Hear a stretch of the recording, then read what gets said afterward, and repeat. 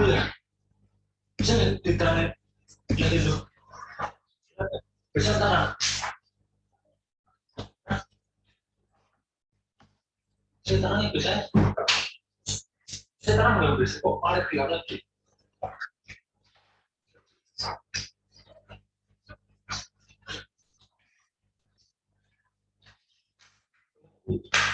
Tidak kok. Ya. Oke, dilihat idenya dilihat pakai Google.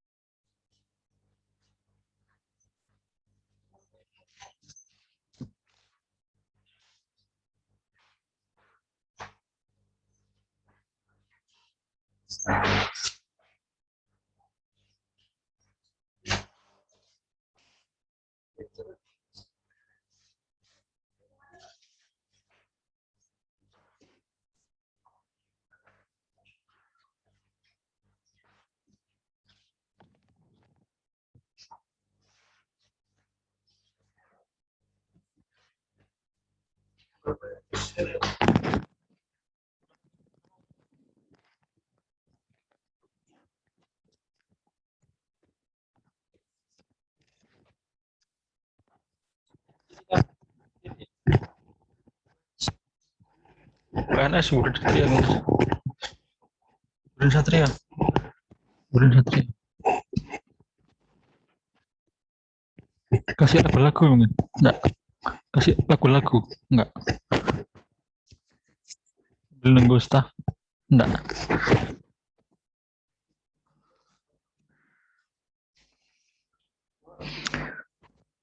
Tes, tes.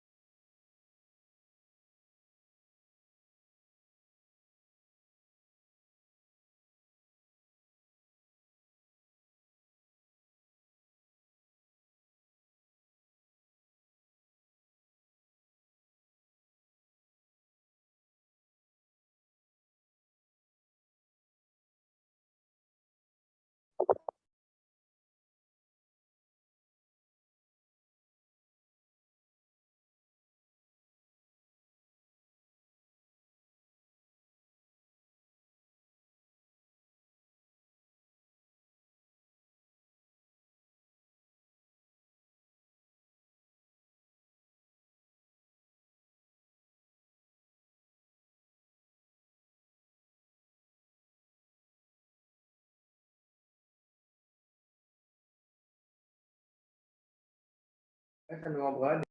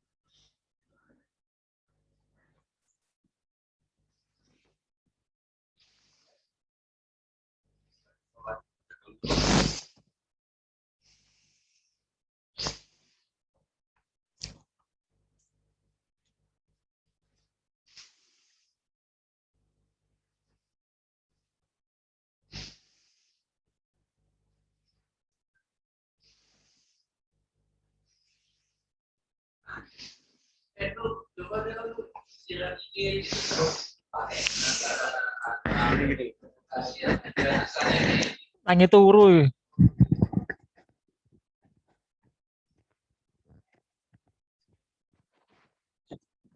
Ngapain mereka belum? Kira nyala Pak.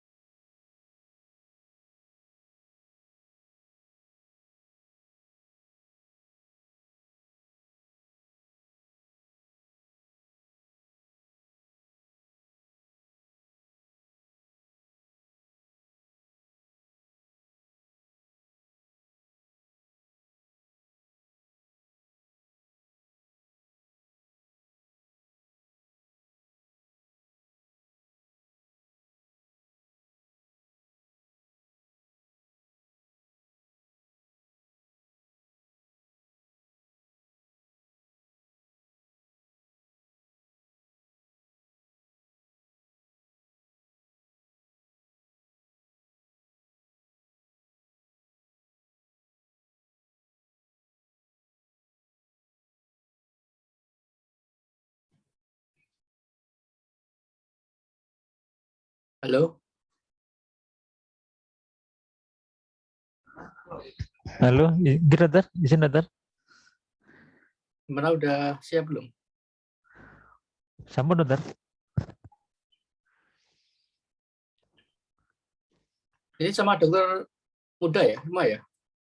Iya Dokter, sampun Dokter. Dokter muda. Dokter mudanya berapa semua ya? Di sini ada 14 orang dokter. 14. Ini junior apa senior? Junior dan senior dokter. Hah? Senior dan junior dokter. 14 ya? Ya. Untuk residennya siapa ini residennya? Untuk residennya ada 3 Dokter. Izin saking Suboto, dokter. Oh iya. Saya Pak Udin dan Pak Pandu, dokter. Iya. Berarti sudah lengkap ya. Ya, kita mulai untuk presentasinya Dr. Udin. Silakan ya. Assalamualaikum warahmatullahi wabarakatuh. Selamat malam. Kali ini saya akan presentasikan tentang inflamasi telinga tengah. Sebelumnya saya akan menyampaikan tentang anatomi telinga tengah.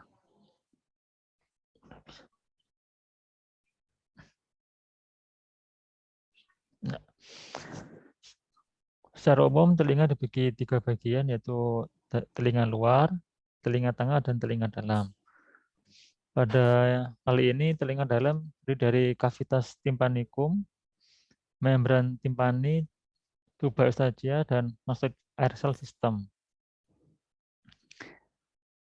Anatomi telinga dibagi 3 kompartemen. Yang pertama itu epitimpanum, dan mesotimpanum, dan hipotimpanum. Epitimpanum itu berisi head of malleus dan body of incus dan ligamen dan mucosa. Dan untuk mesotimpanum handle of malleus, long processus incus dan stapes. Dan hipotimpanum berisi juga bulbular.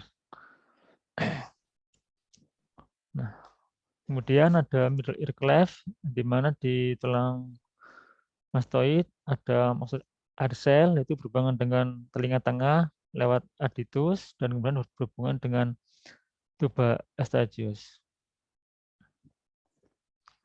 Selanjutnya cavum tympani, ibarat cavum tympani seperti kubus yang bagian atas berhubungan dengan tegmen tympani, dan dasar cavum tympani ada jugal bulb, dan anterior ada canal tensor tympani dan auditory tube, dan posterior ada aditus dan antrum, dan lateral cavum tympani, membran tympani, dan lateral auricle, dan bagian medial adalah promontorium.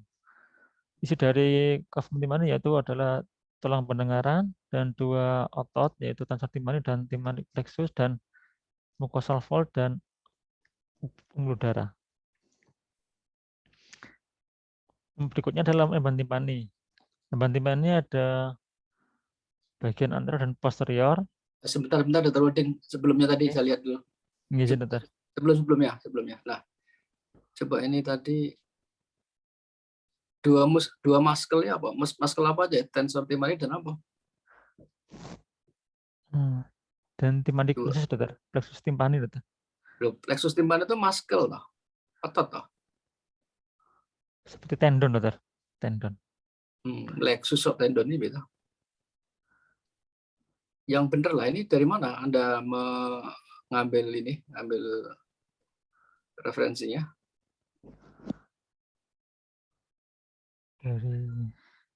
Salah ini, ya, bukan ini. Otot dua muscle kan otot tensor tympani ya. Itu banyak tendonnya yang masuk ke cavum tympani itu yang atas itu ya. Itu Gitu. atas itu. Nah, itu. Satunya apa? Otot apa? Plexus tympani itu bukan otot, itu kan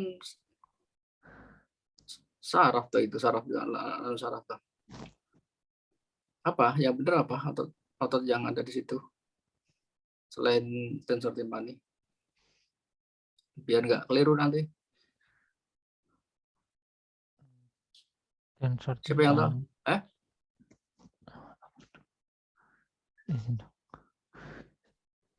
otot stapedius, dokter.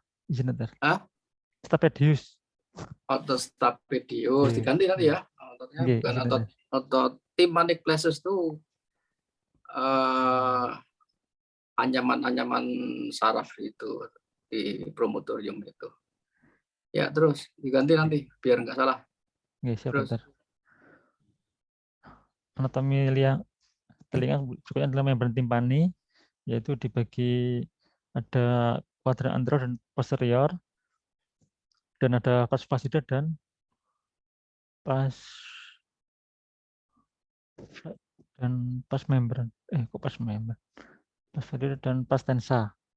Nah, kemudian dari membran timpani ini ada berbentuk di bagian yang lapisan dalam, yaitu berbentuk radial, sirkular, dan parabolik. Ini gambaran depan timpani dari corona, yaitu ada 3 lapisan, yaitu outer epithelial layer, dan inner mucosal layer, dan middle fibrous layer. Yang tadi di mana fibrous layer tadi dibentuk dari 3 bentuk, yaitu radial, sirkular, dan parabolik. Berikutnya tuba eustachius, yaitu sepertiga bagian tulang di bagian lateral dan 2/3 bagian medial berbentuk kartilago. Sepertiga lateral itu bagian tulang yang merupakan lanjutan dari kavitas telinga tengah sepanjang 36 mm dan bagian kartilago 24 mm. Kemudian bagian tersebut disebut isthmus, yaitu persimpangan antara bagian tulang dan kartilago. Cukup perbedaan tuba eustachius dari dewasa dan anak-anak, di mana pada anak-anak letaknya lebih horizontal dan lebih pendek. Nah, ini menyebabkan pada anak-anak mudah terjadi infeksi saluran pernafasan atas mengarah ke telinga. Nah, ini merupakan pembukaan tuba eustachius, yaitu dibantu dengan otot disebut otot tensor palatini, yang dimana tuba eustachius ini terbuka ketika menelan, menguap basin dan invasi yang kuat, dan tutup pada saat istirahat. Fungsi tuba yaitu pertama sebagai ventilasi, yang kedua sebagai drainase, dan itu sebagai proteksi of middle earflow.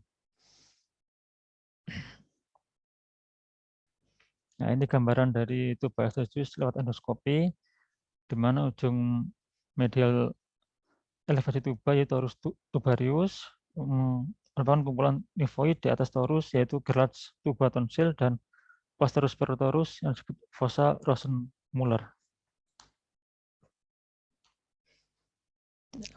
Etiologi dari otitis inflamasi telinga tengah itu dari multifaktorial. Yang pertama infection karena virus atau bakteri.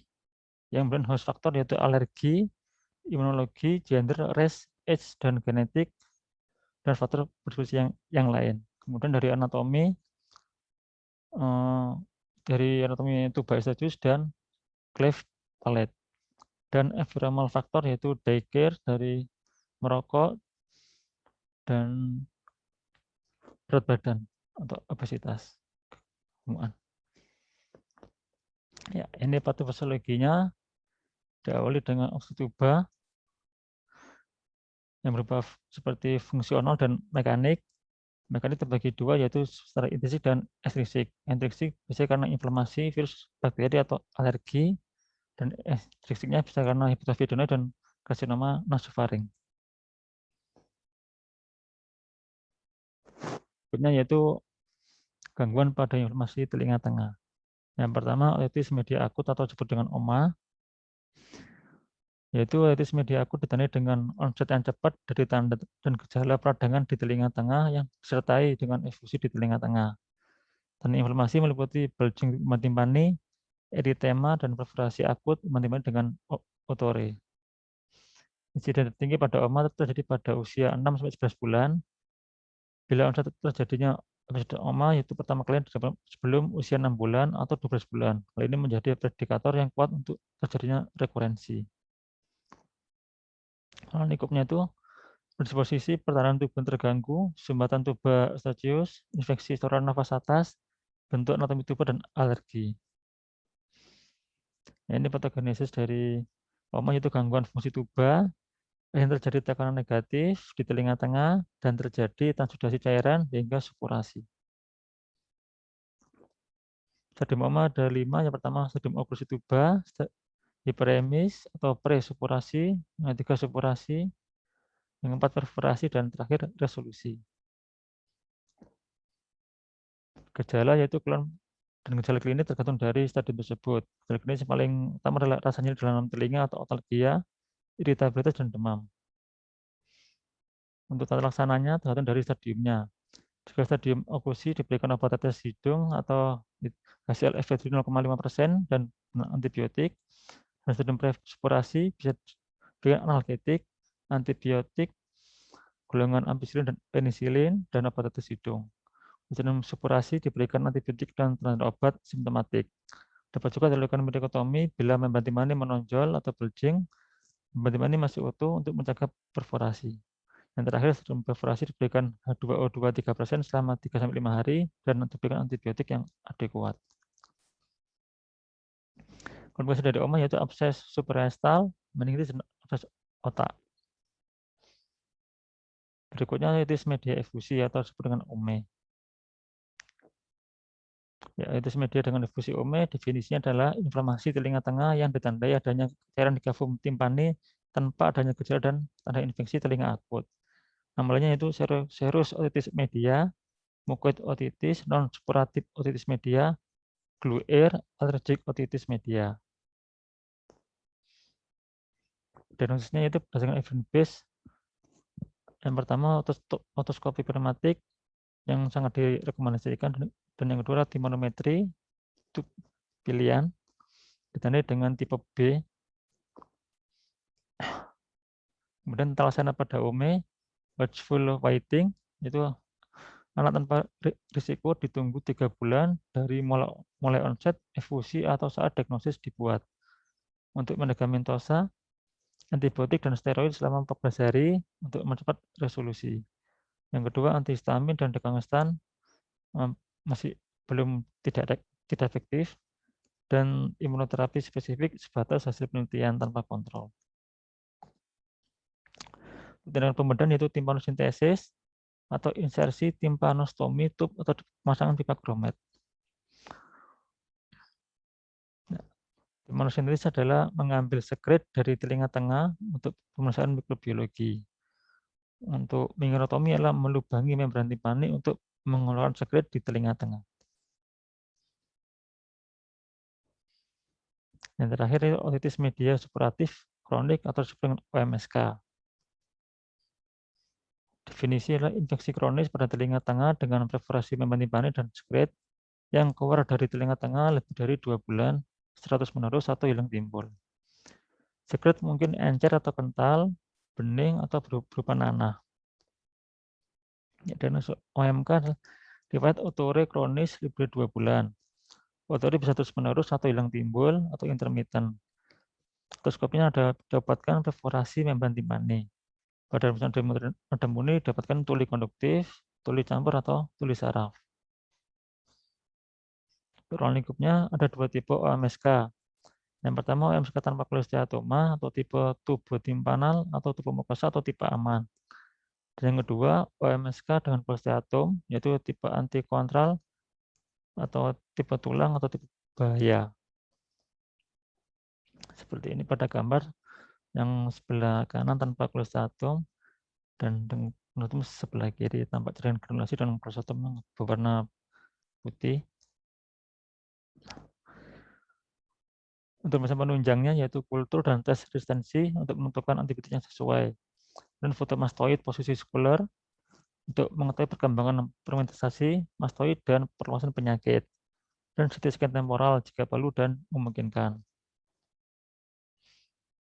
Ya, jadi dibuatkan algoritma itu otore, kemudian kita lihat otoskopinya. Jika teman-teman utuh, bisa curiga OE diffus, otomikosis, dermatitis eksim, atau OE maligna. atau meningitis granulomatosa. Jika menti-mani perforasi, maka disebut OMSK. Dan kita lihat onset, progresivitasnya, dan faktor predisposisinya. Dan kita lihat apakah ada komplikasi atau tidak. Jika tidak ada komplikasi, kita lihat apa termasuk ada clostridium atau tidak. Jika tidak ada clostridium, mari kita akan lihat algoritma yang pertama. Dan jika ada clostridium, maka akan kita lihat algoritma yang kedua. Nah, ini OMSK tanpa clostridium, yaitu proses peradangan terbatas pada mukosa, biasanya tidak mengenai tulang, dan terjadi perforasi menti-mani sentral. Jarang menimbulkan komplikasi yang berbahaya. Tidak terdapat clostridium, terdiri dari atas fase tenang, kering, dan fase aktif. Nah, ini algoritma yang pertama. Jika tidak dapat clostridium dan kita kemudian ada OMSK tenang, jika perforasi bisa menutup sendiri dan bisa menetap. Kemudian kita periksa bagaimana pendengarannya, biasanya termasuk tolik konduktif. Idealnya, jika masih ada perforasi menetap, maka akan ditimpanoplasti dengan atau tanpa mastodektomi. Sebelumnya juga diperiksa fotoronsen mastoid, scalar X-ray. Kemudian untuk MSK yang masih aktif dan dokter menetap lebih dari seminggu, diberikan antibiotik berdasarkan pemeriksaan mikroorganisme. Jika menetap lebih dari 3 bulan, idealnya akan ditindakan pembedahan yaitu mastodektomi dan timpanoplasti. OMSK dan cholesteatoma, yaitu perforasi, yaitu jenis perforasi marginal atau atik, dapat mengenai tulang, disertai dengan cholesteatum, sering menimbulkan komplikasi berbahaya. Nah, jika dengan cholesteatum akan menggunakan algoritma yang kedua. Nah, jika OMSK ini tipe bersifat progresif, maka cholesteatum akan semakin meluas dan akan mendestruksi tulang yang dilewatinya.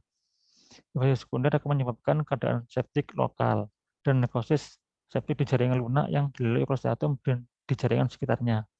Juga menyebabkan destruksi jaringan lunak yang mengancam akan terjadinya komplikasi atau yang lain. Jadi salah satunya terapi adalah pembedahan. Itu seperti adikotomi anterior, timpanoplasti dinding oto atau disebut karena wall up, atau timpanoplasti dinding runtuh karena well down, atau anti kontrol plasti dan sebagainya. Nah, terapinya itu harus dilakukan di drainase skrit secara optimal. Kita dapat membedakan skrit, beberapa skrit yaitu hijau kebiruan yang umumnya disebabkan oleh bakteri Pseudomonas dan kuning pekat karena bakteri Staphylococcus. Jika cairan skrit berbau busuk, sering golongan anaerob. Terapi operasi tujuannya adalah eradikasi infeksi untuk telinga kering dan mencegah komplikasi dengan atau tanpa rekonstruksi pendengaran. Dapat muncul lagi karena sifat cholesteatum atau karena faktor operasi dari hasil teknik operasinya dari faktor atau fasilitas atau peralatan saat operasi. Untuk terapi OMSK tanpa cholesteatum bisa jadi konservatif, yaitu sekret keluar terus-menerus, kita terapi dengan H2O2 3% dan antibiotik dan obat tetes telinga dengan pertimbangan. Jika dilakukan operasi, perforasi menetap selama 3 bulan dengan pengobatan, kemudian dilakukan timpanoplasti dengan atau tanpa mastodektomi. Nah, untuk terapi OMSK dengan cholesteatum dapat dilakukan pembedahan yaitu karena wall-up mastodektomi atau karena well-done mastodektomi. Wall-up bisa dibagi menjadi pertama simple mastodektomi, yang kedua kombinasi mastodektomi. Yang karena well-done bisa adikotomi, adikoantrotomi, radikal mastodektomi, modified radikal mastodektomi atau Bondi prosedur, yang terakhir retrograde mastodektomi. Seperti pada gambar seperti ini. Jenis-jenis pembedahan Yang pertama tipe anomastrektomi atau simple mastrektomi, yaitu tindakan membuka korteks mastoid dari arah permukaan luarnya, membuang jaringan patologis seperti tulang yang nekrotik atau jaringan lunak serta jaringan granulasi. Indikasi operasi itu OMSK tipe aman dengan preferasi menetap lebih dari 3 bulan dengan keadaan keluar cairan berulang dan gangguan pendengaran. Yang kedua mastoiditis koalesen, yang terakhir abses supraorbital retroaurikular. Untuk kontraindikasi operasi simple mastrektomi adalah pada only hearing ear, pada telinga yang secara signifikan lebih baik sedang pendengaran kolateral tidak dapat ditolong dengan alat bantu dengar, pasien dengan risiko apabila dilakukan pembedahan, pasien keadaan yang tidak memungkinkan dilakukan perawatan pasca operasi dengan baik, atau otitis ekstern maligna atau tumor telinga. Yang kedua itu mastrektomi modifikasi, yaitu modifikasi dari mastrektomi radikal dengan mempertahankan pendengaran yang masih tersisa. Indikasinya ialah cholestatum dengan otore yang kronis atau berulang di mana fungsi koklea yang masih tersisa. Dapat dipertimbangkan dengan timpanoplasti dan pada kasus cholestatum pada atik anterimotor processus mastoid. Yang ketiga, mastrektomi radikal, yaitu tindakan membuang seluruh sel-sel mastoid di rongga mastoid, meruntuhkan seluruh dinding belakang liang telinga, dan pembersihan seluruh sel mastoid. Indikasi yaitu OMK dengan cholestatum dan tumor telinga. Kontraindikasi itu otitis media kronik tanpa cholestatum dengan perforasi sentral, otitis media akut dengan mastoiditis, otitis media tuberkulosis, dan otitis media sekretoris persisten atau otitis media alergi kronik. Yang keempat, kanaloplasti, yaitu prosedur tindakan untuk memperlebar liang telinga luar yang sempit. Indikasi kanaloplasti ialah eksostosis, osteoma, prosedur timpanoplasti, stenosis liang telinga akibat proses infeksi. Untuk kontraindikasi ialah kondisi liang telinga yang terinfeksi pada saat operasi, eksostosis dan osteoma yang kecil dan tidak menimbulkan keluhan. Yang kelima itu meatoplasti, yaitu tindakan untuk memperlebar meatus sehingga didapat rongga mastoid yang relatif kecil, dangkal, dan mudah diakses. Yang keenam, timpanoplasti, yaitu prosedur operasi memperbaiki sistem konduksi suara dengan atau tanpa penanduran memban timpani. Indikasi timpanoplasti ialah perforasi memban timpani disertai kerusakan osikel dengan gangguan pendengaran konduksi. Kontraindikasi yaitu keganasan pada telinga luar dan tengah, infeksi pseudomonas di telinga tengah pada penderita diabetes, komplikasi intrakranial akibat infeksi telinga, pada telinga yang pendengaran lebih baik secara bermakna, relatif meska astrobasi akut, otitis eksternal kronis, dan difusi tuba dan batuk kronis. Timpanoplasti dibagi 5, yaitu 5 tipe, yaitu tipe 1, yaitu memperbaiki timpan timpani dengan kondisi tulang pendengaran normal, disebut juga miringoplasti. Untuk tipe 2, rekonstruksi memban timpani pada keadaan tanpa handle malleus, graf diletakkan pada sisa malleus dan long processus incus. Yang tipe 3, rekonstruksi memban timpani keadaan malleus incus tidak ada, graf diletakkan pada stapes yang intak dan mobile. Yang keempat, graf diletakkan di atas stapes foot plate, dan terakhir tipe 5 dilakukan fenestra canalis semicircularis lateral karena stapes terfiksasi. Berikut dari gambar tipe-tipe timpanoplasti.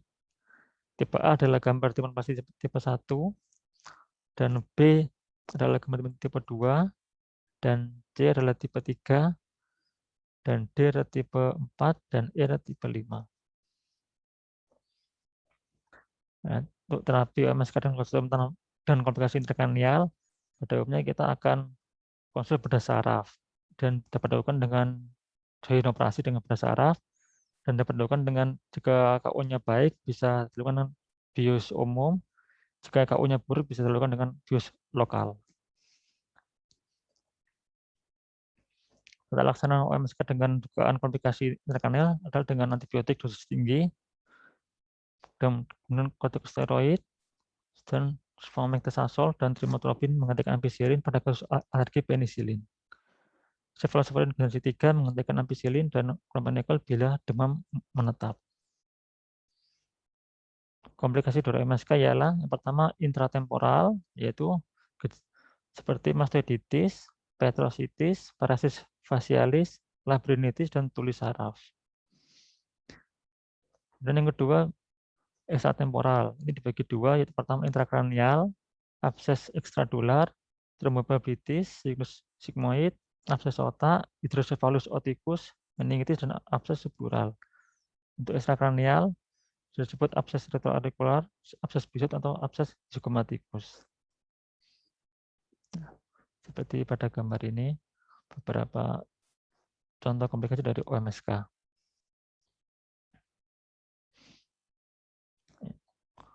Terima kasih, Dokter.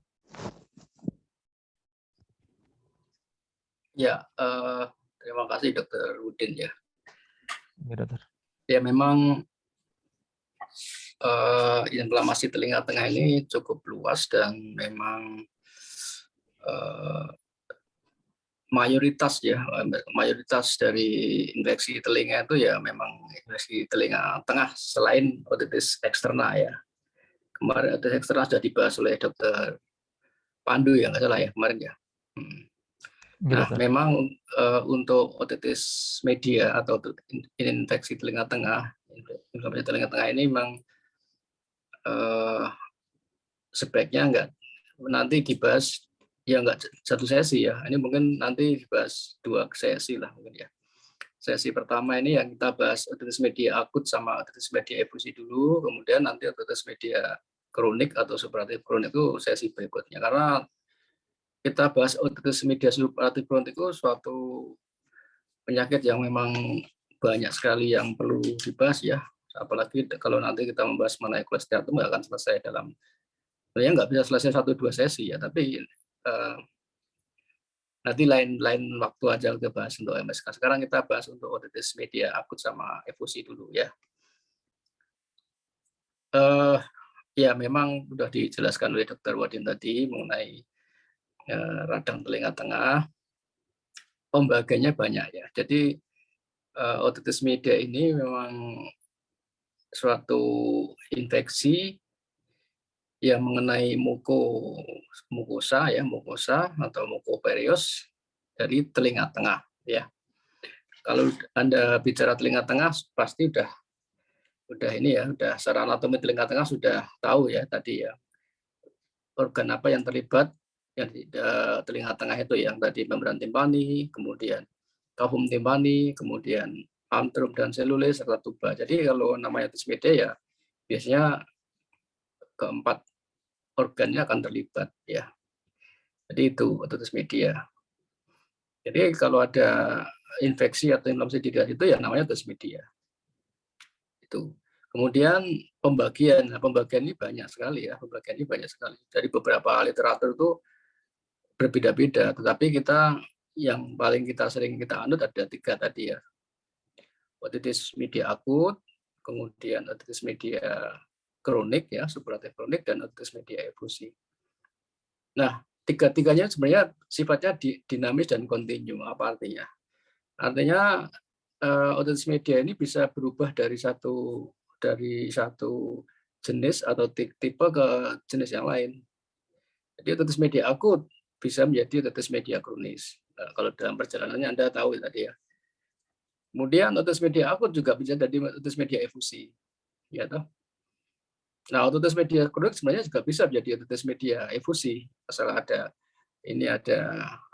nanti perforasi yang menutup bisa jadi otitis media efusi.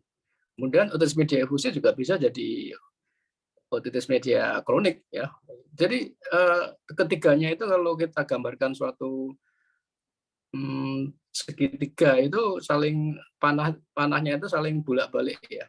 Misalkan di yang kiri atas otitis media akut, kiri bawah otitis media efusi, kanan bawah otitis media kronik. Itu kalau digambarkan segitiga itu panahnya bolak-balik, bisa kemana-mana. Itu artinya otitis media itu bersifat dinamis dan kontinu. Jadi terus-menerus dan bisa berubah-ubah. Itu. Kalau tadi disebutkan patofisiologi atau apa ya, semacam faktor risikonya ya memang multifaktorial ya. Multifaktorial tidak satu faktor saja, banyak faktor. Anda ingat kalau teori penyakit dari Bloom ya, itu ada 3 yang penting ya. Jadi memang agent, kemudian host, sama environment ya. Jadi agentnya itu ya bakterinya atau apalah, jamurnya atau virusnya, itu penyebab infeksinya. Kemudian hostnya itu ya tubuhnya ya, mungkin daya tahan tubuhnya atau faktor-faktor yang lain yang berhubungan dengan hostnya. Kemudian lingkungan ya, lingkungan dan kebiasaan tadi. Itu 3-tiganya berperan ya, saling kait-mengkait. Dan memang tadi ada satu anatomi atau fisiologi ya, benar. Jadi anatomi struktur telinga juga berpengaruh. Ya, misalnya struktur telinganya yang tidak normal atau terlalu sempit atau terlalu melekuk, ya itu bisa mempengaruhi terjadinya otitis media.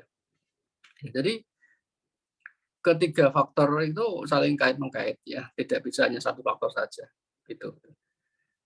Kemudian kalau dilihat dari tadi kita otitis media akut, memang kalau otitis media akut paling sering pada anak-anak itu karena memang faktor dari ISPA ya, dari ISPA sehingga terjadi gangguan dari fungsi tuba kemudian menjadi otitis media akut. Jadi sudah secara teori seperti itu. Nah, untuk otitis media akut sendiri dibagi menjadi berapa tadi? 5 stadium ya, tadi sudah dijelaskan. Itu saya rasa itu sudah harusnya sudah tahu, ini dokter muda, dokter koas itu harus tahu. Kemudian kalau awal lagi untuk residen ya itu udah, saya rasa itu udah nggak usah bolak-balik dibahas yang stadium OMA, kemudian perjalanannya dan lain-lain, harusnya sudah tahu semua. Kemudian yang penting sebenarnya begini, stadium 5 stadium itu kan bisa berjalan sesuai stadium atau bisa tidak sesuai berjalan sesuai stadium ya. Kalau yang pertama memang ya stadium oklusi tuba ya. Dimulai dengan oklusi tuba dulu karena ada inflamasi di saluran napas atas ya, bisa di hidung atau di nasofaring, kemudian oklusi tuba, kemudian jadi hiperemis atau presupuratif, kemudian supuratif di daerah kafum timpani, kemudian ini kan kalau udah presupuratif itu kan ada yang masuk stadium perforasi, ada yang tidak. Masalahnya seperti itu kan, tidak semuanya kalau OMA sudah perforasi. Ya, Anda mungkin suatu saat menjumpai otitis media itu dalam stadium 1 bisa saja, atau stadium 2 bisa, 3 bisa. Perforasi juga bisa. Ya, tapi secara fisiologi tidak harus perjalanan otitis media itu melalui stadium perforasi. Itu yang penting itu ya. Jadi kalau yang digambarkan oleh presentasi tadi memang itu stadium yang yang komplit ya, yang lengkap. Itu dari oklusi, hiperemis, supurasi, perforasi, resolusi, itu stadium. Tapi kadang-kadang kan enggak seperti itu. Misalkan Anda menjumpai kasus OMA di stadium 2, 3 ya, kemudian Anda obati secara baik ya, enggak sampai perforasi, langsung resolusi itu. Jadi itu perjalanan-perjalanan yang bisa dialami oleh otitis media. Ya tergantung intervensi kita. Nah, yang penting juga prosesnya ya, kenapa terjadi perforasi ini ya. Satu perforasi atau enggak itu ya. Ada yang tahu enggak kenapa kok terjadi perforasi? Ada yang terjadi perforasi kenapa? Proses perforasi kenapa diterutin? Kira-kira kenapa? Patofisiologi dari perforasi berantiman itu kenapa pada otitis media akut? Ceritanya bagaimana?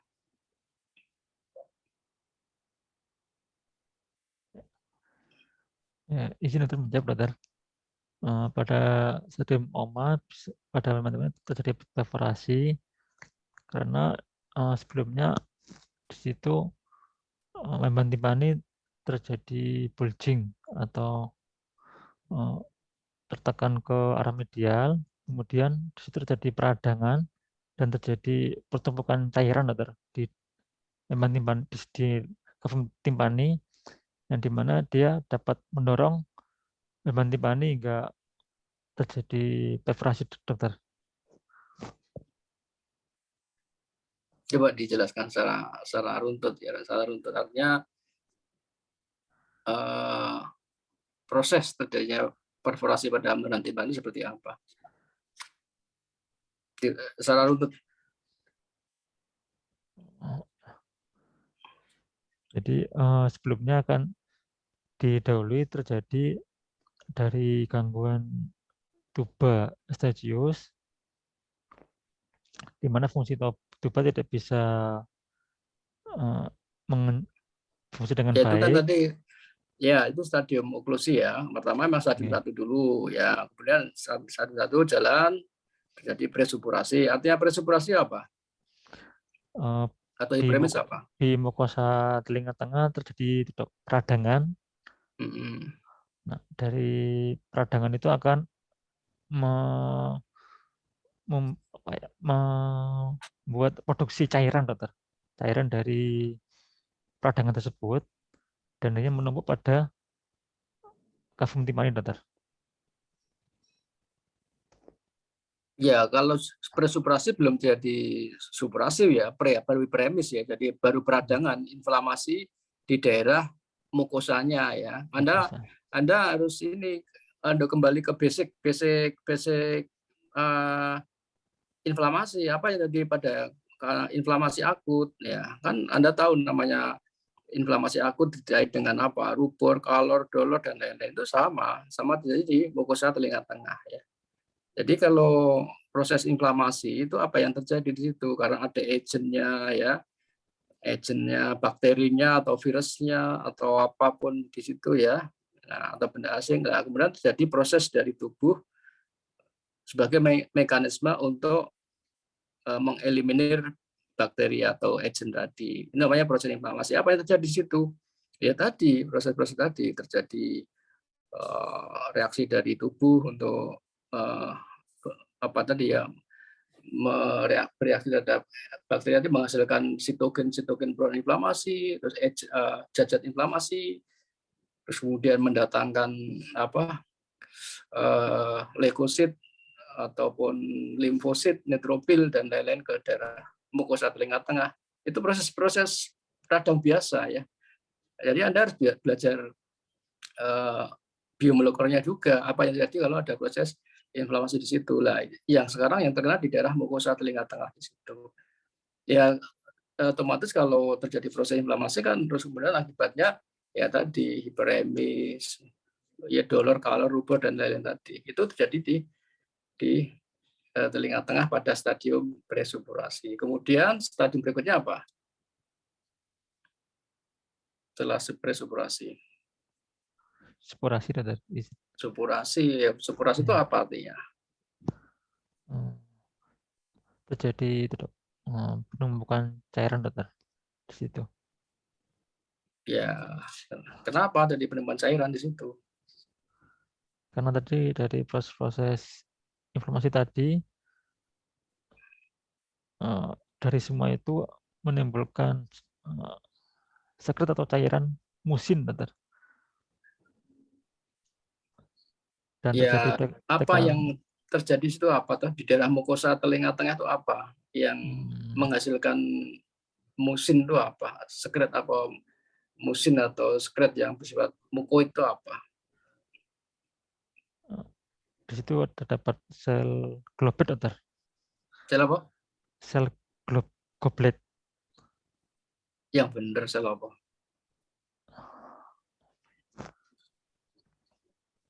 Sel? Ya benar tadi apa sel apa? Goblet, dokter. Izin. Sel goblet ya, bukan globet. Sel goblet itu sel yang ada di daerah. Sebenarnya di saluran napas banyak ya itu. Karena Anda tahu kan mukosa telinga tengah juga sama dengan mukosa di saluran napas atas ya. Jadi di antara sel-sel epitel itu ada sel goblet. Sel goblet itu sel yang menghasilkan musin. Sebenarnya kan musin itu dipergunakan untuk proteksi di daerah mukosa ya, saluran napas ya. Memang harus dihasilkan untuk proteksi ya, untuk clearance ya, ke telinga, dari telinga tengah ke nasofaring kan perlu musim juga. Tapi kalau terjadi iritasi dia berlebihan ya produksinya, sehingga terjadi produksi musimnya berlebihan ya, itu semuanya lingkaran setan. Kalau mukusnya berlebihan, maka stagnan di situ, bakterinya makin banyak di situ, kemudian dicampur dengan produk-produk toksin, produk bakteri yang akhirnya jadi semacam supurasi di situ. Terus di situ kumpul terus banyak sekali di situ di karbon timpani, akhirnya supurasi, terjadi penumpukan cairan. Gitu. Kemudian apalagi setelah itu perforasi ya, kalau memang tidak diobati kan bisa terjadi perforasi. Kenapa perforasi?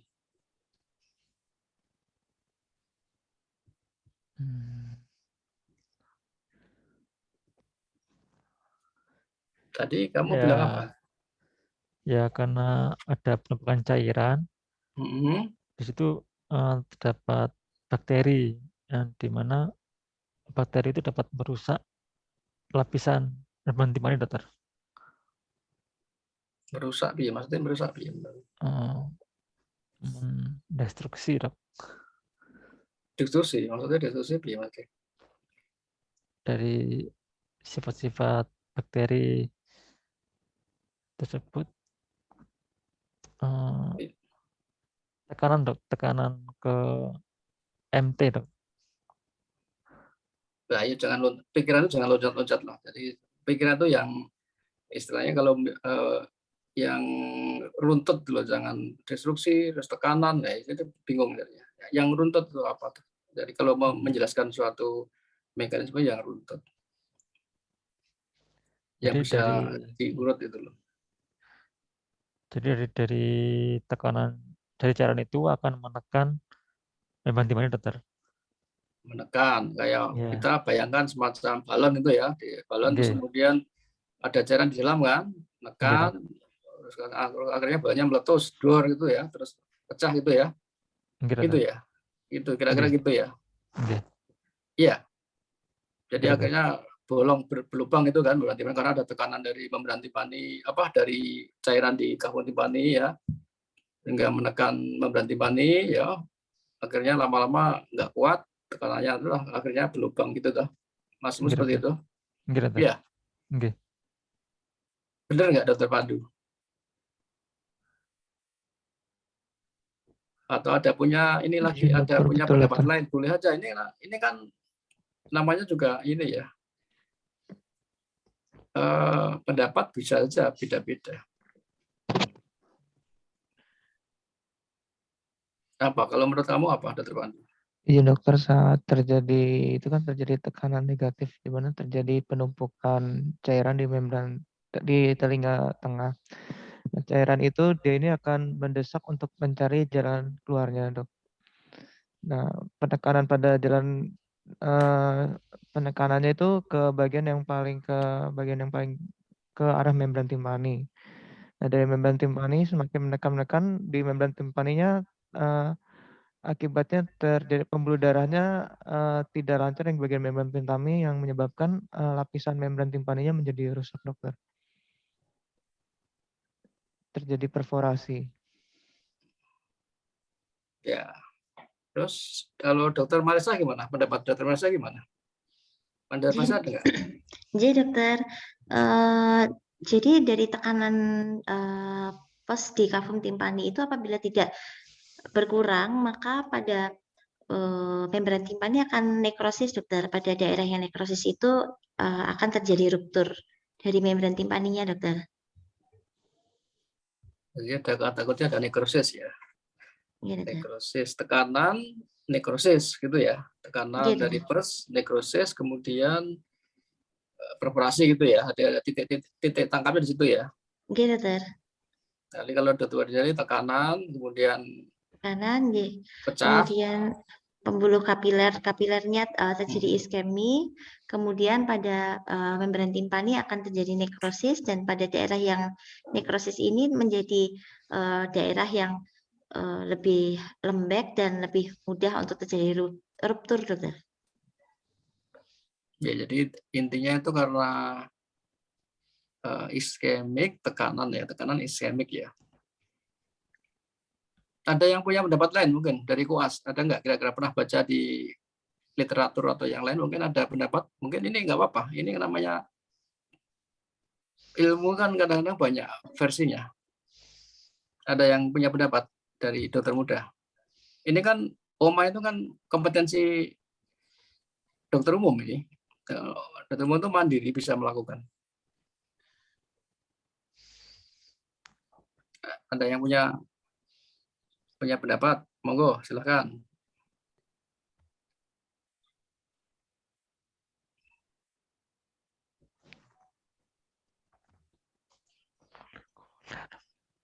Enggak ada.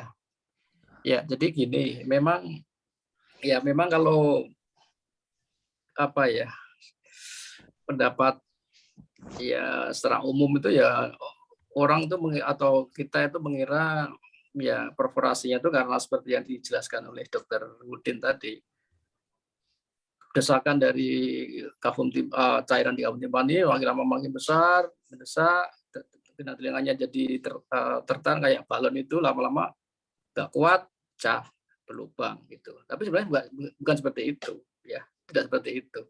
Anda tahu membrana timpani itu kan elastis, lentur ya, dengan cairan tekanan cairan itu dia kan di sebelahnya juga suatu rongga kosong, dia pasti bisa adaptasi. Nah, yang menyebabkan perforasi itu sebenarnya bukan karena desakan dari cairan dari kafum timpani, tapi Anda ingat kalau Dokter Malaysia tadi bilang desakan kemudian menyebabkan iskemik nekrosis, ya. Itu sebenarnya separuh benar, tapi separuh masih salah. Yang jelas itu karena Anda tahu tadi proses inflamasi di daerah mukosa telinga tengah tadi termasuk di daerah membran timpani juga dari proses inflamasi, ya. Sehingga terjadi di situ proses inflamasi, terjadi proses tromboflebitis di situ, tromboflebitis di daerah pembuluh darah dari membran timpani. Anda tahu pembuluh darah membran timpani letaknya di mana? Di lapisan mana? Lapisan apa? Ada 3 lapisan ya tadi ya. Letaknya pembuluh darah di lapisan apa? Di lapisan yang ke dalam. Yang di tengah ya, letaknya di daerah situ ya, di tengah. Nah, kalau ada tromboflebitis ya, atau peradangan trombus di daerah pembuluh darah di membran timpani ya, itu di situ maka akan terjadi suatu daerah iskemik, artinya di bagian pembuluh darah yang harusnya ada ini ya, ada pembuluh darah kemudian ada trombus, sehingga di ujungnya itu yang di area akan menjadi iskemik. Iskemiknya karena itu, bukan karena tekanan ya. Iskemik karena ada proses tromboflebitisnya di membran timpani, di pembuluh darahnya ya, ada infeksi atau trombus di membran timpaninya. Jadi karena dia aliran darahnya terhambat jadi iskemik ya, jadi iskemik. Ini bukan karena tekanan, karena memang ada itisnya. Ingat ini itis ya, otitis ya. Berarti otitis. Ya itu saja di situ dari membran timpani. Anda tahu kan itu membran timpani kan tipis sekali ya, sehingga kalau ada iskemik ya karena kekurangan oksigen atau kekurangan darah di situ ya, karena tadi ada trombusnya di situ, tromboflebitis di situ, sehingga makin lama makin terjadi iskemik, lama-lama terjadi nekrosis ya, nekrosis. Sehingga perforasi itu. Dari situ. Kenapa terjadi perforasi? Karena ya tadi karena iskemiknya tadi, iskemik nekrosis, sehingga perforasi pada membran timpani bentuknya itu beraturan ya, bulat biasanya. Tidak kok kalau pecah kan Anda bayangkan suatu tekanan itu pecah akhirnya bentuknya beraturan. Tapi kalau pada perforasi otitis media akut bentuknya pasti beraturan, pasti kayak semacam bulat atau gitu, pasti seperti itu. Karena itu prosesnya proses dari iskemiknya karena tromboflebitis tadi itu ya. Jadi seperti itu. Ya, jadi intinya itu harus ada kata-kata itisnya ya, itisnya. Karena ini kan otitis media akut ya, otitis. Ada itisnya di membran timpani. Itis menyebabkan tromboflebitis ya, trombus, akhirnya iskemik menjadi nekrosis menjadi perforasi. Jadi gitu. Jadi bukan karena tekanan desakan, tekanan, dekesan saya enggak seperti itu. Ada kata-katanya, harus ada katanya idusnya gitu. Nah, sehingga perforasinya biasanya teratur bulat itu. Beda dengan misalkan trauma ya. Trauma misalkan ada kan trauma misalnya kena trauma, bisa trauma fisik, bisa trauma akustik ya bisa ya. Kena bom misalkan ya, atau ditampar orang yang mengenai di daun telinga, kemudian tekanannya masuk ke dalam telinga kemudian membuat perforasi, itu perforasinya pasti tidak beraturan ya. Coba perhatikan kalau Anda nanti jumpai trauma fisik di bagian timpani oleh karena benturan atau karena pukulan atau karena bom suara keras itu ya, kan fisik juga itu bentuknya tidak beraturan ya, bisa nggak bulat atau mungkin kayak garis yang tidak beraturan, itu sering kita jumpai. Nah kalau membran timpani karena perforasi karena oma pasti beraturan bulat itu ya, jadi seperti itu. Nah kemudian setelah perforasi maka ada berapa kemungkinan, Dr. Wodin, setelah oma terjadi perforasi ada berapa kemungkinan terjadi pada kasus itu apa? Bisa terjadi beberapa kemungkinan. Kalau oke lah, udah sekarang oma perforasi ya. Apa yang terjadi setelah perforasi ini? Perjalanan penyakitnya gimana, Dr. Wodin?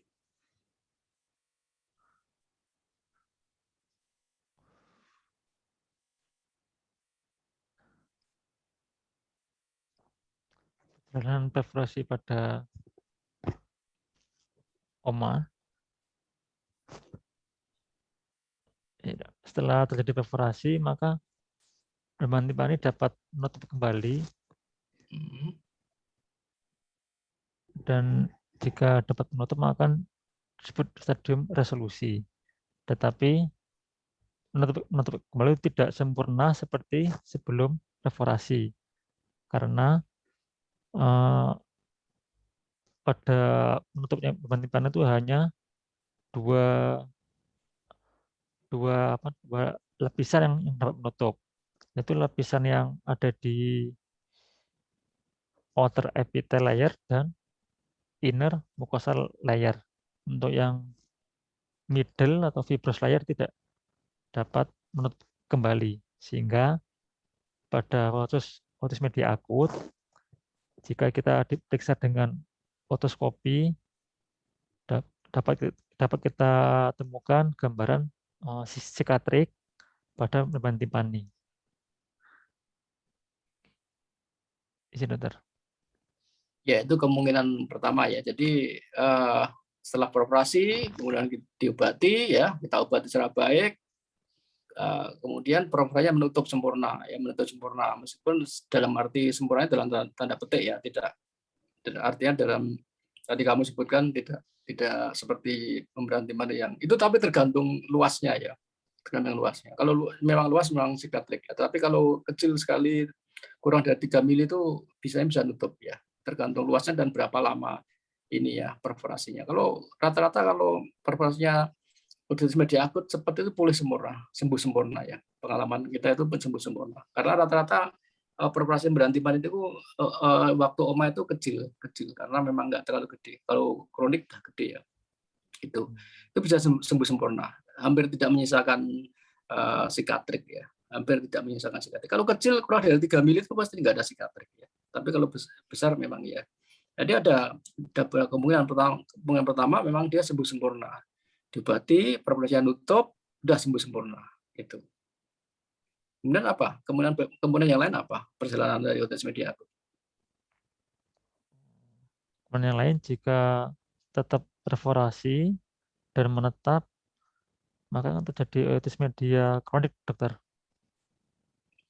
Ya, jadi pada perjalanan otitis media yang berikutnya, kemungkinan kedua adalah perforasinya tidak akan menutup ya, mungkin makin luas tidak akan menutup, sehingga dengan obat-obatan mungkin baik, tapi perforasinya tidak akan menutup, tetap aja perforasi. Kemudian suatu saat dia kambuh lagi, sehingga terus gejala ini sampai dia kalau sampai lebih dari 12 minggu, maka disebut dengan otitis media kronik atau supuratif kronik. Kalau dia masih keluar, ya namanya supuratif kronik. Ya. Jadi ada kemungkinan kedua adalah menjadi otitis media supuratif kronik. Gitu. Lah kenapa otitis media akut menjadi otitis media supuratif kronik? Banyak faktornya ya. Dari teori banyak faktornya. Mungkin pertama daya tahan tubuh anaknya yang kurang baik, ya. Kemudian faktor lingkungannya, ya, faktor hygiene-nya, ya, kemudian faktor ada tadi multifaktor tadi, ada oklusi tuba yang kronis, ada ya, infeksi di daerah nasofaring yang kronis, adenoiditis kronis, atau tonsilitis kronik, atau rinitis, atau alergi tadi.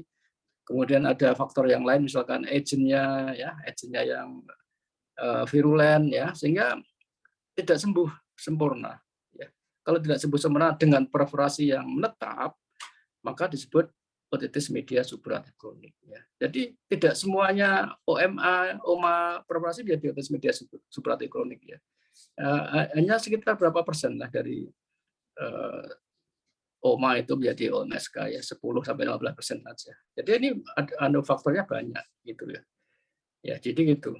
Kemudian kemungkinan yang lain apa? Ada kemungkinan yang lain apa, Dokter Udin?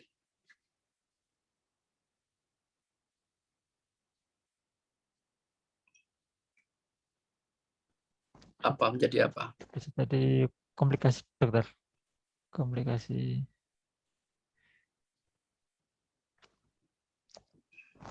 Nah, abses suprastal, meningitis, dan abses otak, dokter. Itu nggak komplikasi. Ini kan perjalanannya setelah ini. Itu kalau dari komplikasi ya. Perjalanannya yang tanpa komplikasi ya. Anda kembali ke tadi yang kata-katanya tadi ya. Otitis media itu bersifat dinamis dan kontinu ya. Dinamis artinya bisa berubah dari satu bentuk yang lain dan bisa berjalan terus menerus apa? Jadi apa?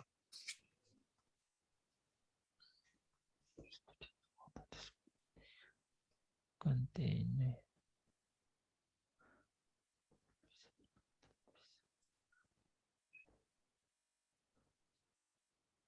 Apa, Dokter Pandu, Dokter Marisa jadi apa? Otitis media.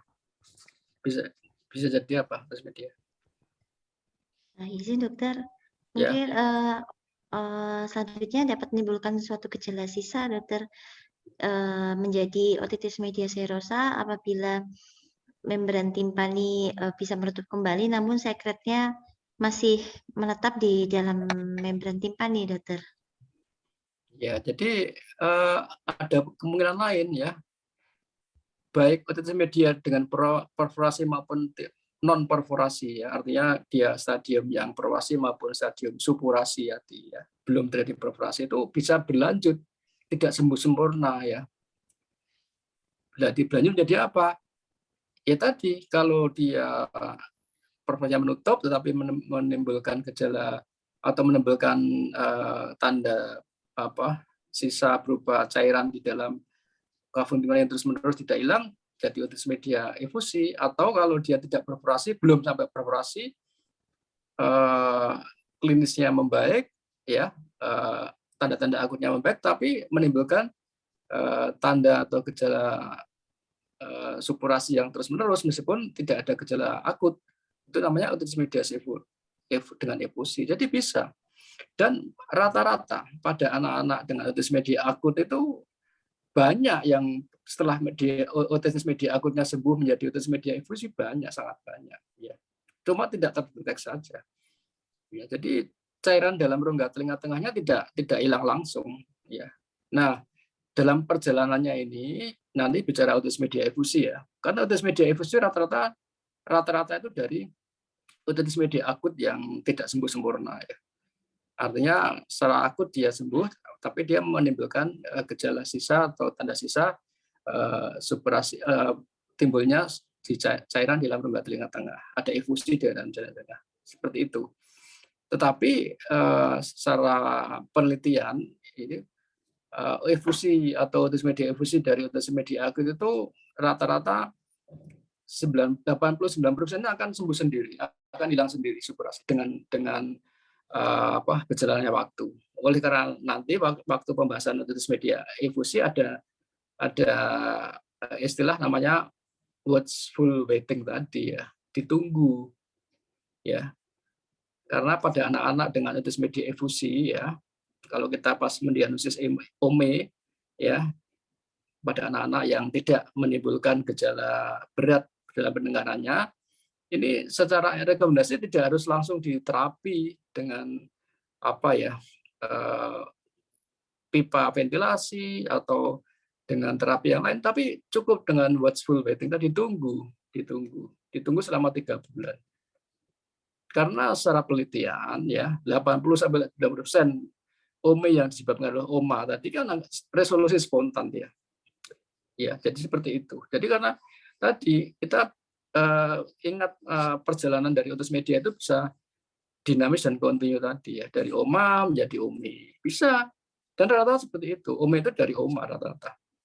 Oleh karena pada anak-anak itu biasanya OME itu pada anak-anak dan tidak terdeteksi biasanya karena gejalanya sangat samar ya, karena tidak ada gejala akut ya. Tidak ada gejala akut. Mungkin anak dengan sering pilek ya, sering alergi ya, atau pernah otosis media tapi sembuh ya. Tapi lama-lama kok dia berjalan menjadi otosis media efusi dan tidak ada gejala. Itu kadang-kadang itu, atau gejalanya ringan ya, gejala ringan. Nah, waktu kita periksa ternyata ada efusinya gitu. Itu OME-nya karena berjalan dari OMA-nya itu tadi ya. Dan kalau tidak ada gejala atau gejala ringan, memang kita tidak perlu terapi yang agresif atau perlu dilakukan dengan operasi itu karena 80% itu atau sampai 90% itu bisa resolusi spontan. Itu ya, jelas ya. Jadi tadi kita sekilas ke OME ya, ke OME itu ada istilahnya tadi terapinya watchful waiting. Kenapa watchful waiting? Karena tadi ada proses di situ ya. Kita tunggu, kita nggak usah harus langsung, oh ini ada OME, apakah ada juga otoskopi ada cairan, wah harus dilakukan ventilasi, pipa ventilasi ya. Enggak seperti itu tunggu. Biasanya nanti 2-3 bulan 80% itu ada yang resolusi spontan. Gitu. Ya gitu ya. Nah, kemudian mengenai otosis media akut itu yang penting itu terapinya kita harus sejak awal ya. Sejak awal tadi udah ini ya, udah jangan sampai terjadi perforasi. Kalau dari perforasi agak sulit ya. Lebih sulit daripada sebelum operasi. Oleh karena itu terapinya harus sejak awal.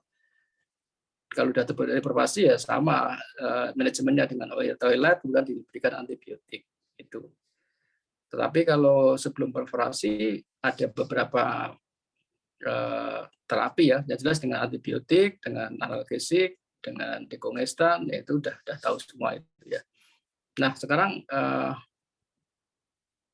kapan dilakukan miringotomi atau timpanosintesis, yaitu biasanya pertanyaan seperti itu. Kalau kapan dilakukan ya bisa di stadium berapa, Dr. Udin? Stadium berapa dilakukan timpanosintesis? Misalkan Anda jumpai kasus otosis media akut.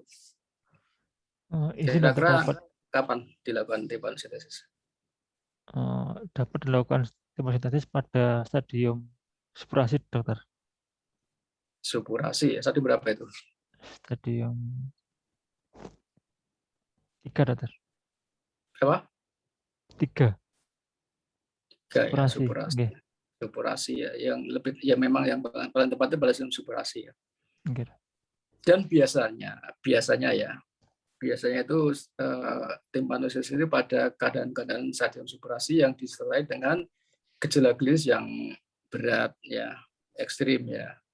Misalkan pada anak-anak ya dengan suhu tinggi yang tidak mau turun-turun. Padahal biasanya kita kan dikonsuli oleh dokter anak. Ya. Misalnya nanti Anda kalau udah praktekkan dia misalnya pasti dikonsuli dengan dokter anak.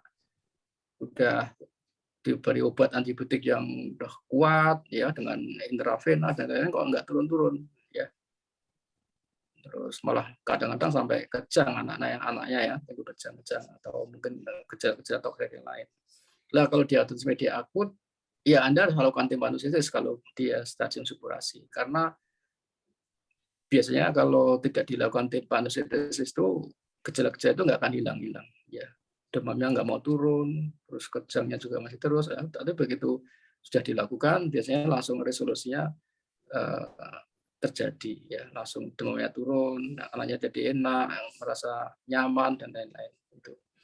Itu situ. Jadi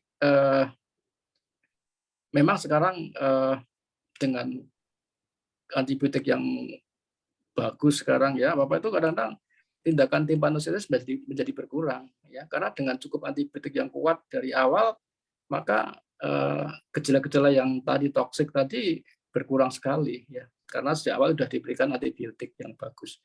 Nah, tapi kalau ada kasus-kasus di mana memang dengan pemberian antibiotik yang dikuat tadi kok masih terjadi tadi keadaan dan toksik dan pas stadium supurasi, ya Anda harusnya dilakukan tindakan timpanosintesis karena mencegah terjadinya apa?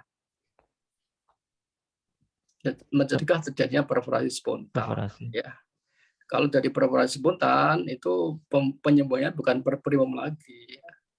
Dia akan mesti timbul psikotik dan lain. Tapi kalau Anda lakukan timpanosintesis, ya keluar nanti penyembuhannya per primum ya. Jadi sembuh sempurna itu tanpa menimbulkan psikotik. Itu tujuan seperti itu. Karena begitu perforasi kan udah kemungkinan terjadi psikotik itu besar sekali ya. Karena perforasinya kan cukup ini ya. Kalau hanya insisi saja kan tipis sekali. Insisi begitu insisi keluar, sekretnya keluar, biasanya kondisi baus, tambah antibiotik, langsung nutup sempurna, lukanya tutup sempurna. Itu dia tujuannya seperti itu. Jangan nunggu perforasi spontan. Sama-sama perforasi sih. Kalau perforasi spontan biasanya klinisnya juga membaik, anaknya juga langsung turun, demamnya turun, terus jadi tenang gitu. Tapi kan udah perforasi. Padahal Anda bisa cegah dengan perforasi dengan timpanosintesis tadi. Itu ya. Jadi bisa seperti itu.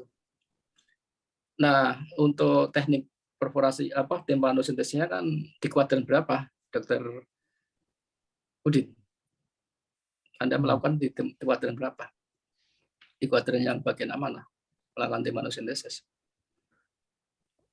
Tindakan timpanosintesis dapat dilakukan pada kuadran anterior inferior, Dokter. Anterior, inferior. Anterior inferior ya. Kenapa di situ? Karena di situ tidak terdapat tulang pendengaran. Jangan tulang pendengaran di mana? Tulang pendengaran Di daerah superior inferior, Dokter, atau pas fasidor, Dokter. superior apa? Superior posterior. Posterior superior ya. Posterior superior. Daerah etik ya, terutama di Etik, posterior ya. superior itu letaknya mayoritas tulang pendengaran di situ ya. Jadi kita yang paling aman di daerah antero inferior ya, kalau Anda melakukan timpanosintesis itu ya, di daerah antero inferior. Atau paling ya kalau susah sekali kadang-kadang kan cara kadang-kadang anatominya kan beda-beda ya. Anak-anak itu kadang-kadang ada yang TMC yang menonjol sehingga Anda kesulitan untuk ke arah antero inferior, antero posterior juga masih dimungkinkan ya. Itu. Jadi tapi yang paling aman memang daerah antero inferior ya, di dekat umbu itu kan ada umbu ya. Itu di situ ya. Di situ. Itu. Itu ya, jadi kira-kira otitis media itu saya rasa itu tidak terlalu banyak masalah ya, hanya itu aja poin-poinnya. Ini karena ini kompetensi dokter umum ya, dokter umum itu manajemen OMA itu harus bisa mandiri ya. Ya sebenarnya kalau termasuk timpanosintesis ya untuk dokter umum, tapi saya nggak tahu timpanosintesis masuk kompetensinya apa, melihat saja atau mengerjakan, kayaknya nggak mengerjakan ya. Jadi untuk dokter umum cukup manajemen medikamentosa ya. Ya sekarang pun sudah jarang dilakukan timpanin tetes karena dengan antibiotik yang bagus ya dari awal sudah beri antibiotik maka rata-rata cepat membaik pada kondisi yang stadium yang awal gitu ya. Saya rasa itu ada pertanyaan nggak dari semuanya untuk Oma? Oma nggak terlalu kompleks ya, relatif sederhana. Mungkin dari dokter umum, dokter umum, tuasnya ada pertanyaan nggak? Ini kan termasuk kompetensi 4 untuk tuas. Apa pertanyaan? Mohon izin bertanya, dokter. Ya, silakan. Saya Dinar dari Koas. Untuk pemberian antibiotik pada OMA bisa diberikan topikal atau oral itu pertimbangannya apa gitu? Terima kasih. Topikal dan oral. Maksudnya gimana? Pemberian topikal dan oral ya? Topikal maksudnya di telinga ya? Iya dokter, yang obat tetes telinga itu atau diberikan antibiotik oral dok? Ya. Gimana dokter Marisa? Jawab ya? Kita nggak dijawab. Saya hanya lihat dengar aja. Gitu dokter, pada pemberian obat dari OMA memang tergantung pada masing-masing stadiumnya. Yang pertama pada stadium oklusi biasa kita berikan topikal namun bukan pada telinga, itu pada hidung. Yang pertama yaitu obat tetes hidung HCl dan efedrin. Kemudian apabila ditemukan dalam stadium presupurasi maka diberikan obat antibiotika dan analgetika. Di sini kita sudah mulai memberikan antibiotika secara sistemik dan kemudian apabila datang pada stadium yang perforasi maka pemberiannya harus kita tambahkan dengan pembersihan daripada cairan telinga yang telah keluar tadi. Dan di sini kita harus memberikan juga tetap antibiotik sistemik yang kita pilih. Pilihan utamanya tetap untuk yang sistemik. Kalau di otitis media ini. Ya, jadi saya rasa betul ya dokter Marisa ya dok ya, dari siapa Dinar ya tadi ya. Ya prinsipnya memang untuk otitis media itu antibiotik tergantung stadiumnya ya, stadium. Anda kalau kita bicara OMA kita harus bicara stadium ya. Stadium itu ya 1, 2, 3, 4, 5 tadi ya. Kapan dia datang ke praktek saudara stadium berapa itu ya. Ya memang prinsipnya antibiotiknya harus sistemik ya, karena ini kan asalnya itu bukan dari telinga, asalnya kan dari hidung ya, dari nasofaring, dari ispanya itu ya, kita harus obati ispanya itu. Ya sehingga secara lebih cepat kita lebih dikasih lebih bagus antibiotik sistemik ya.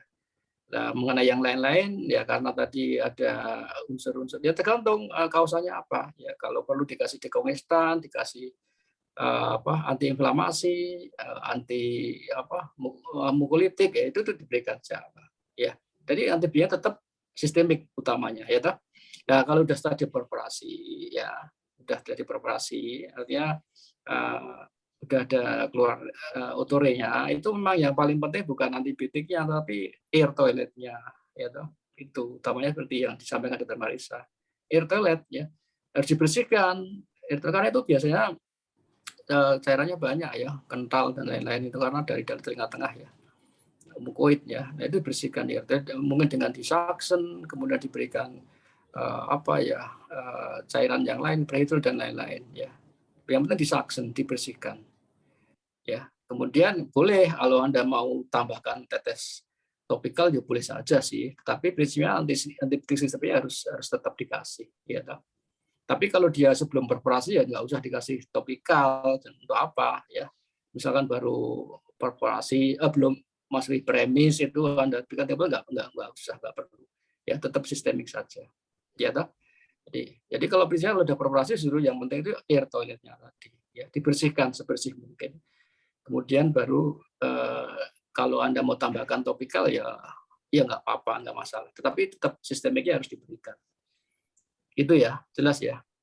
Saya rasa jawaban Dr. Marisa itu sudah benar ya. Jadi memang yang penting kalau sudah beroperasi justru yang penting itu bukan bukan tetes telinga tapi ear toiletnya itu. Karena Anda berikan tetes telinga kalau dia sekretnya masih banyak nggak akan masuk ya, nggak akan masuk ke dalam telinga tengah ya, karena terhalang oleh sekret yang keluar tadi. Itu ya. Jelas ya? Ya, mengenai air toilet itu banyak metodenya, dikasih suction atau dibersihkan dengan cotton bud dan lain-lain banyak ya, atau diberikan tetes peritrol dan lain-lain. Ya, gitu ya. Dinar ya. Jelas ya? Ya, sudah jelas dokter. Terima kasih dokter. Ya, ada lagi dari dokter umum? Izin bertanya, dokter. Ya, silakan.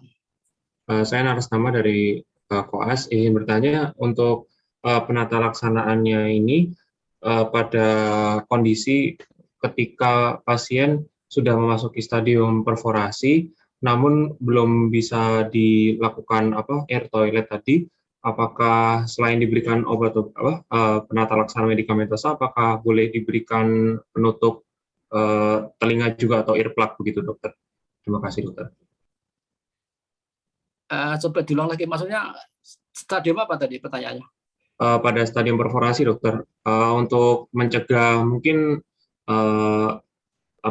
membran timpaninya terbuka begitu ketika tidak bisa dilakukan ear toilet dengan segera, apakah boleh ditutupi dengan earplug begitu, dokter?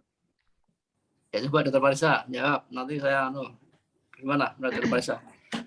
Ini dokter, apabila sudah datang dalam stadium perforasi, berarti cairannya telah keluar, maka kita tidak boleh memberikan penutup pada telinga, karena cairan tersebut harus segera dikeluarkan dan harus segera dibersihkan. Apabila telah datang dan untuk membersihkan cairan telinga, saya pikir merupakan kompetensi juga dari dokter umum, yaitu pembersihannya bisa melakukan dengan menggunakan suction, dan apabila tidak didapatkan cairan seperti H2O2 misalnya di praktek pribadi, mungkin bisa dibersihkan dahulu dengan menggunakan aplikator, kapas, apabila nanti bisa menyiapkan vinegar di rumah, atau mungkin hanya sekedar dibersihkan dengan NaCl dahulu, lalu dilakukan ke perujukan mungkin ke dokter THT terdekat. Tapi saya pikir tidak boleh ditutup karena cairan tersebut termasuk cairan yang dapat menimbulkan infeksi sehingga harus dikeluarkan. Kalau bisa langsung dibersihkan dengan suction. Ya. Dokter. Ya, jadi betul ya. Jadi tidak boleh ditutup, itu enggak, itu konsep yang salah itu ya. Tidak boleh ditutup, justru harus dibersihkan tadi, harus air toilet tadi. Jangan ditutup dengan air plug ya. Malah nanti enggak keluar semua, malah stagnan di situ, sekretnya jadi tambah infeksi tambah sakit ya. Jadi tidak boleh ya, benar, tidak boleh ditutup, harus di air toilet, harus dibersihkan ya. Apapun metodenya dengan air toilet, silakan Anda yang punya alatnya apa ya, dengan cara apa, yang penting harus dibersihkan ya, tidak boleh ditutup, sama sekali tidak boleh di air plug, justru harus dibersihkan sampai bersih ya. Setelah bersih baru Anda boleh berikan tetes telinga, nggak masalah, tapi prinsipnya harus dilakukan air toilet dulu. Jadi jangan malah ditutup ya, itu yang keliru seperti itu ya. Jadi jangan, justru harus dikeluarkan semua sebersih mungkin. Jadi kalau punya angkatan baca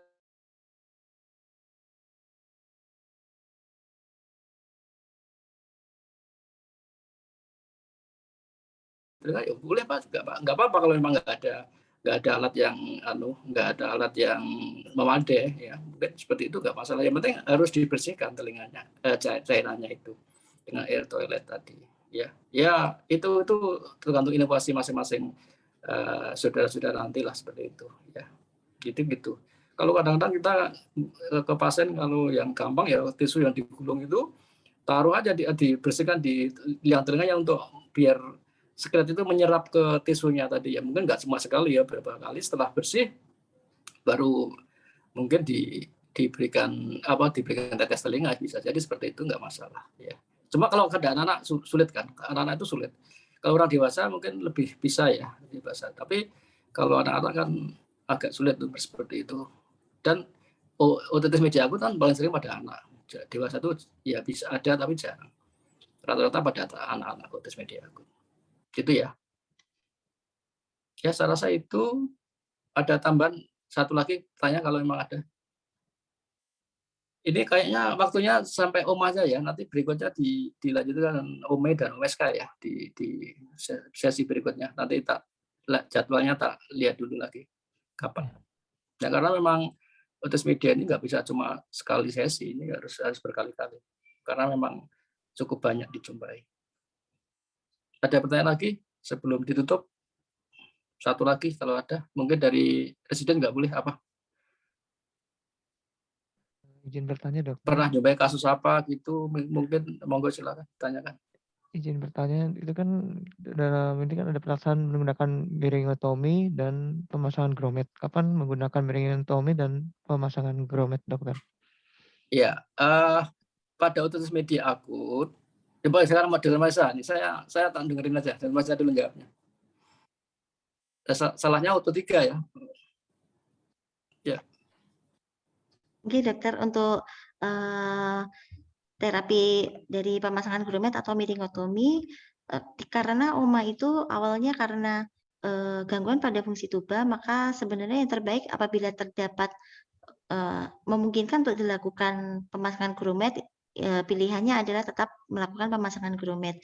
Karena apabila hanya di miringotomi itu hanya terapi yang ibaratnya sementara saja, dia langsung mengeluarkan dari cairan tersebut. Namun apabila gangguan fungsi tuba masih terjadi dan perforasinya ternyata telah menutup, maka bisa terjadi OMA yang berulang, Dokter. Ya, kalau sekarang saya nggak setuju dengan teman saya. Ya, Dokter. Kurang setuju ya. Jadi gini, ingat ya, OMA itu kan definisinya akut ya. Anda tahu ya, akut itu kan ya mendadak ya. Artinya prosesnya inflamasi akut. Dan ingat, yang penting antara bedanya akut dan kronik itu apa? Secara patologi anatomi apa? Secara histologi apa? Akut itu bisa reversible, artinya kelainannya itu bisa reversible, kembali ke awal akut ya. Jadi perubahan-perubahan yang Anda sebut di mukosanya tidak diinflamasi, tidak hiperemis dan itu akut itu bisa reversible, kembali ke normal dengan pengobatan sempurna. Itu akut. Tapi kalau kronik udah beda lagi. Kronik itu dengan pengobatan yang ya adekuat, ya tidak bisa kembali ke struktur yang normal, ya histologi yang normal. Itu akut kronik ya. Oleh karena itu nanti filosofinya pada THT itu yang kronik itu rata-rata tindakannya operasi, tindakannya semuanya dengan intervensi. Karena untuk mengembalikan fungsi yang normal tadi atau struktur yang normal itu sudah tidak bisa. Misalkan tonsilitis kronik ya, udah jadi fibrosis dan lain-lain, bahkan Anda nggak bisa dengan obat-obatan, mesti harus diambil, dioperasi. Sinusitis kronik ya, kronik udah terbentuk penebalan mukosa, polip di situ, di mukosa sinus. Anda nggak bisa dengan terapi antibiotik saja, mesti harus tindakan intervensi operasi. Mastoiditis kronik atau otis media kronik juga sama ya. Rata-rata seperti itu filosofinya. Kalau udah kronik susah kembali ke normal, nggak irreversible, maka obat-obatan tidak akan bisa memulihkan kondisi itu. Maka salah satu alternatif harus dilakukan tindakan operasi. Itu ya, itu prinsip dulu. Nah, sekarang kembali ke OMA.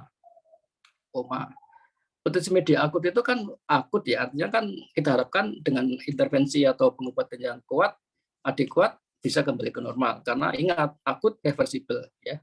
Nah, memang kalau kita melakukan miringotomi ya, itu kalau pada kondisi otis media akut memang sebaiknya hanya dilakukan miringotomi saja ya. Tidak dilakukan pemasangan grommet pada otis media akut ya. Karena tadi kita kembali lagi ke filosofinya tadi. Akut itu balik ke normal dengan terapi antibiotik yang bagus ya, yang adekuat itu bisa balik ke normal. Sehingga tujuannya miringotomi bukan untuk mengembalikan fungsi tuba yang melalui kelainan, tapi mencegah terjadi komplikasi atau mencegah terjadi perforasi spontan gitu ya. Jadi tidak ada tempat pada otis media akut dilakukan tindakan pemasangan pipa grommet ya. Cukup dengan melakukan miringotomi, kemudian Anda berikan antibiotik yang kuat sehingga nanti harapannya sudah nanti radangnya mereda, semuanya normal, balik lagi ke normal, balik lagi normal. Karena ingat akut reversible, kronik irreversible. Itu prinsip itu ya. Gitu. Ya nanti beda kalau pada otitis media efusi, nanti kalau kita bahas itu otitis media efusi itu proses kronik ya. Oklusia tuba udah kronik, artinya udah lama, artinya dengan obat-obatan biasanya tidak sulit juga. Karena nanti pada OME itu tempatnya itu pemasangan pipa glomet, justru kebalikan. Kalau Anda lakukan timpanosisi saja, miringotomi saja, nggak adekuat, nggak cukup, karena 2-3 hari nutup lagi, gitu loh. Ya, kalau 2-3 hari nutup lagi, timbul supurasi lagi, timbul infusi lagi, balik lagi. Ya, oleh karena itu pada otitis media infusi, jangan dilakukan miringotomi saja. Setelah miringotomi harus dipasang pipa glomet, karena prosesnya kronik tadi. Ini tadi kebalikan, gitu. Jelas ya, kira-kira ya, dokter siapa tadi? Pandu ya. Izin dokter, jelas dokter. Ya, Makasih, itu ya. dokter. Jadi ingat prinsipnya itu kata-kata akut, reversible, kronik, irreversible itu harus dibuka. Ya, itu fungsinya seperti itu.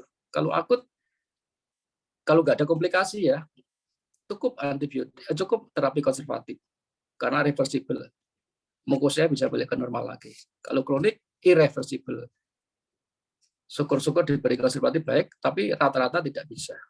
Mesti meninggalkan gejala sisa. Nanti tidak harus operasi. Coba Anda perhatikan di bagian THT. Yang kronik-kronik kan rata-rata terapinya operasi semua, toh. Tonsillitis kronik, ya toh. Otitis media subklinik kronik, apalagi rhinosinusitis kronik, apalagi. Kalau yang akut-akut cukup antibiotik semua, cukup konservatif semua ya. Kecuali komplikasi otitis media akut yang dari komplikasi mastoiditis, yaitu harus dilakukan tindakan operasi karena komplikasinya bukan karena akutnya. Jelas ya? Jelas semua? Jelas dokter. Iya, dokter. Ya, ya saya rasa cukup ini dulu, nanti disambung lagi periode berikutnya, episode berikutnya ya, untuk OME dan OMSK ya. Dan sekarang difoto dulu ya untuk bukti bimbingan ini, dokter muda saya biar nanti ada bukti bimbingan. Silakan sebelum kita akhiri difoto dulu. Siapa yang tugas foto? Izin dokter, dihitung Itu 1. anunya atau siapa? Dokter koasnya ini ya, semua dibuka ya kameranya. Ya, hitung. Mana belum dibuka. 3, 2, 1. Sekali lagi. 3, 2, 1.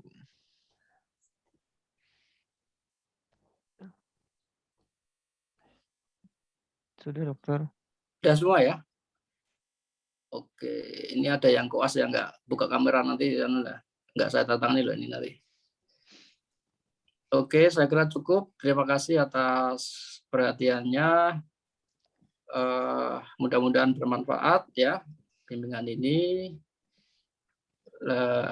Kita nanti dijadwal lagi ya Dokter Udin ya untuk pertemuan berikutnya ya. Saya dihubungi lagi kapan untuk yang belum tadi. Khususnya untuk OME, otitis media infusi dan otitis OMSK ya.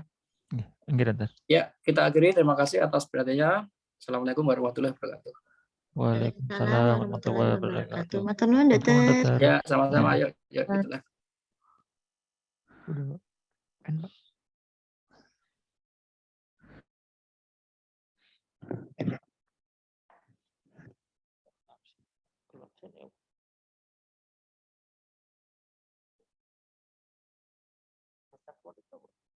N.